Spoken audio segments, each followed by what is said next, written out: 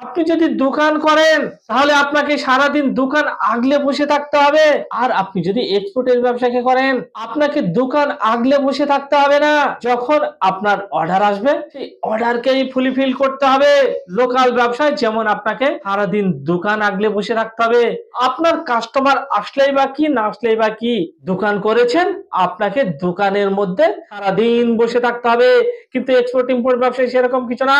আপনি কোথাও বেড়াতে গেছেন তারপরেও আপনি এক্সপোর্টের ব্যবসাকে পরিচালনা করতে পারবেন। শুধু চানাচুর বলে কথা নয়, চানাচুরের সঙ্গে সঙ্গে আপনারা আরো অসংখ্য প্রোডাক্ট এক্সপোর্ট করতে পারবেন। কোন দর্শক বন্ধুর মুদিখানার দোকান আছে, মুদিখানার বিভিন্ন ধরনের প্রোডাক্ট এক্সপোর্ট করে দিন। কোন দর্শকের ফার্টিলাইজারের দোকান আছে, ফার্টিলাইজারের বিভিন্ন ধরনের প্রোডাক্ট এক্সপোর্ট করে দিন। কোন দর্শক বন্ধুদের চপ্পলের দোকান আছে, লেদার প্রোডাক্টের দোকান আছে, কসমেটিক্স এর দোকান আছে, স্টেশনারি দোকান আছে, আপনার যে দোকানেই থাক না কেন সেই দোকানের মালকে এক্সপোর্ট করে দিন। ছোট ছোট অ্যামাউন্টের এবং বড় বড় অ্যামাউন্টের এক্সপোর্ট করে দিন।